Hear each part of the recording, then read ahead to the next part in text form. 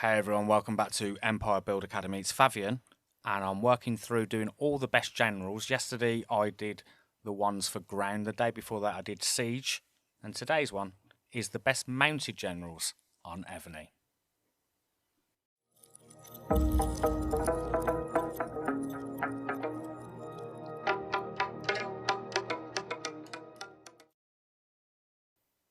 So welcome back to my channel. If you are new to the channel, welcome. My name's Fabian. I do all mobile war games, strategy games, guides and tips, and it would be awesome if you could subscribe to my channel if this is the kind of content that you like, you enjoy. I'm doing all kinds of games, including Rise of Kingdoms, obviously Evony, Guns of Glory, some of the old classics, but I'll also be jumping into some of the newer ones as well. I have a website which you can go to at empirebuildacademy.com, and on there you will find all the different guides that I'm doing, and this will increase as I go through. I'm actually going for a little bit of an overview and a rejig of the website. I thought there was some things not quite right, so I'm just playing around with a few things. So you may see the homepage look a little bit different day by day, but that is something I'm working on as we go along. But today is all about the best mounted generals.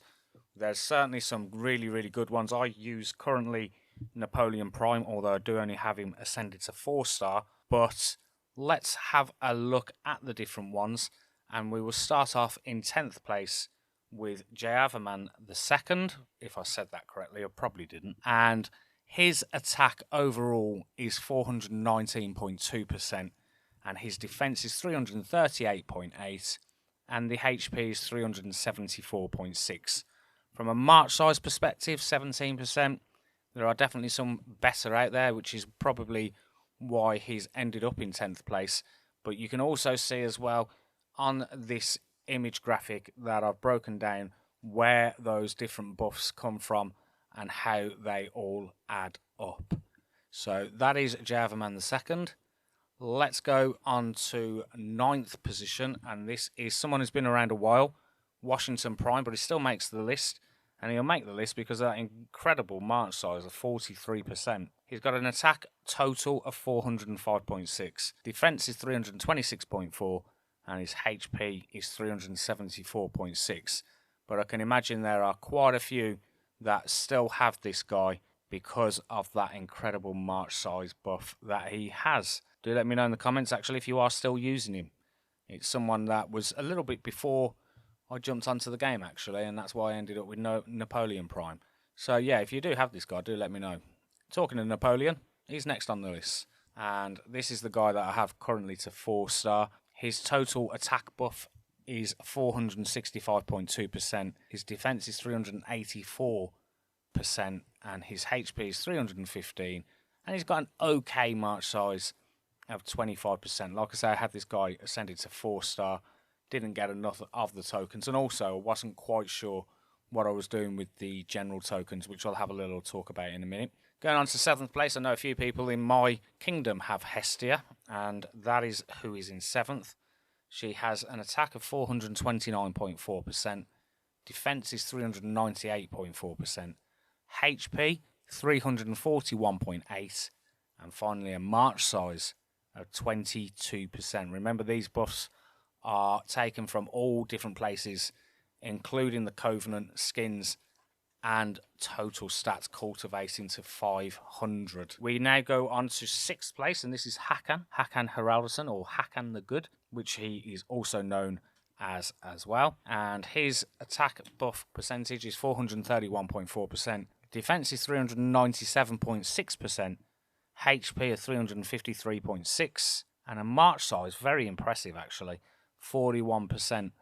So he is someone that I can imagine a few people will be using there. Before jumping onto the top 5, I've done this on all the different ones, and I'm going to do it on this one as well, just in case some people haven't watched the other ones. So let's just jump over to the Evony game itself, and I want to talk about getting these generals and how I'm going about that. And I will jump into my items. I will go down to my different ones that I've got there. So you can see I've got 52 of the Epic Historic General. I've got 6 of the Glory from buying premium packs.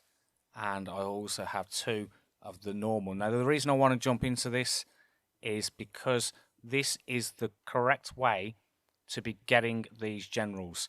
And we'll use Hakan Haraldason as the example in this one. So if I jump over to here and I go into the Historic General Summoning, you can see Gonzalo, the new general that's been released, is the one that they're going big with there.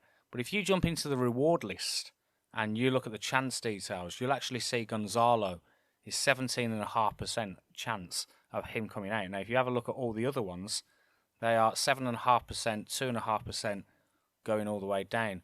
But for Hakan, using him as an example, he's not in there.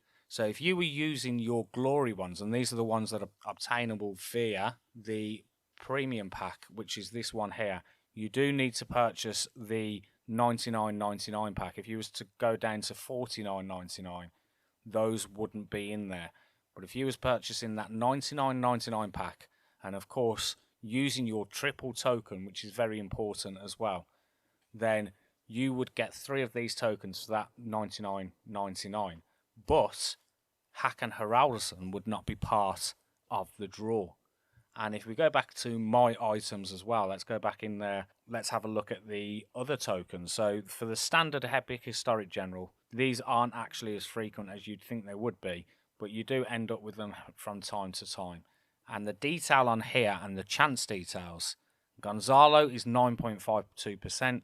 And then every other general, including Hakan, who will be somewhere down here. Let's scroll all the way down to the bottom. He's fairly new, so I would imagine there he is. 0.48%, because all the other generals are 0.48% on this particular one. So just the standard Epic Historic General, not the premium, just the standard. And that's the chance percentage of you getting Hakan via this method. Now, if we go into the last one, which is the premium one, this is the one that's more frequent. This is the one that the free-to-play can also get as well.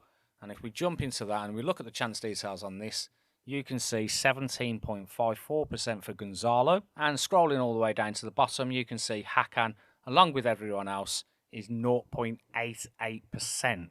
So what does that mean? Well, quite simply, it means when you are getting a new general, it's saving these tokens up, especially these premium ones. So I've got 60 at the moment. I'm probably looking at around 80 before I use these. But the idea would be that I'd be using them 80 on just one particular person I'm going after. So the next person I'm going after is potentially a wall general, and there are some different options that you can use there. So what I'm doing is waiting for someone decent that I can use and change Queen Boudica. But I will be waiting until I've got 80 odd tokens, so I can use that percentage all on that Gonzalo, who's the current one. So they'll be releasing another one in a couple of weeks. So waiting for that potential wall general that I want and using all those tokens in one go. It's going to give me a bigger percentage chance of ascending that general to the 5-star. Now, how long does this take? A long time, I'll be honest, it really does. Especially if you are free to play. But it's the best way to do it. If you're opening tokens just here and there, you open a couple today, or you open them as you get them, then you are losing out on that potential to be able to ascend bigger. Play the long game and save those general tokens so that you can use them all in one go. So that's just something I wanted to mention there. Let's go back to the top 5 now. And in 5th place, another guy with decent march size buffs, and this is Marco Polo. His total attack is decent, 490.6%. Defense is 334.8%.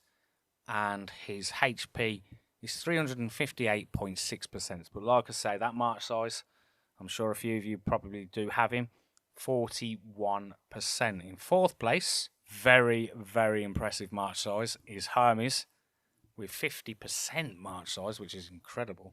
But his attack is a little bit lower, 427%. His defense is 367.4%. And his HP is 390%. Do let me know in the comments who you are using. I always like to see what people have managed to get. It always is interesting to read those comments. So who are you using? How much have you ascended them to? Have you ascended them all the way to the 5-star? And are you using someone with an incredible march size like Hermes? Top 3, let's go. George Monk is in there. Percentage-wise, 20% for the march size, so that's actually quite low. Attack is 488%.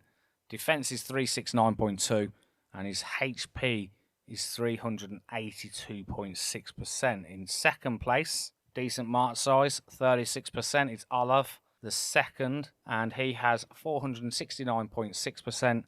Defense is 378.6, and his HP is 412.8%. And we have one to go, and you would have seen it at the beginning on the thumbnail that I chose, and it's Artemis, who has very good overall stats. Okay, the march size is down on 17%, but overall a decent general. 494.4% on the attack, 416 on the defense, 427 on the HP. But that is the issue there, is the march size of only 17%. So is this someone that you would reject on the basis of that march size? Do let me know. What we also want to know is who are they best paired with? Well, let's go 11 to 20. I'm not going to read them all out, but you can see the total buff ranges for these. And in 20th is Hermes and Olav II. Their attack is 609, defense is 484. HP is 522, total buff 1615. In 11th place, you can see Artemis is there paired up with Washington Prime. Attack 642, defense 493, HP 524, given a total buff of 1659. We have the top 10. Let's have a look at them. In 10th place, Olav II paired up with Hakan Haraldsson. 631, 510, 520, total buff 1661%. But as you jump into the top 3, you can see Artemis is paired with all of them.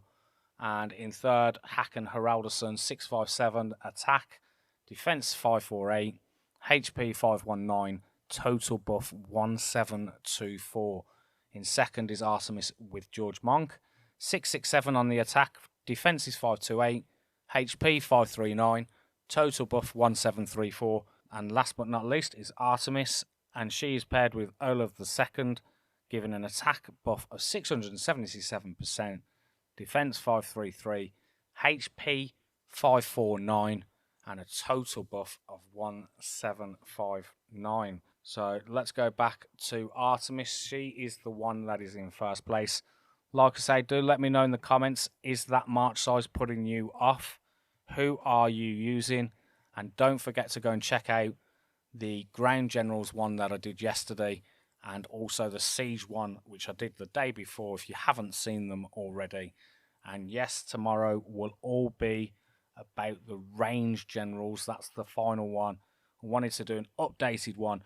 As for the card that I'm using, that I've created, do let me know in the comments what you think about it. I'm trying to play around with the website and trying to play around with the best way to show these stats. So your feedback is definitely very important there. So that brings us to the end of this one, the best mounted generals. And I will be doing the range one tomorrow. And I look forward to all your feedback on this particular video. And I will see you in another video very, very soon. Thanks for watching.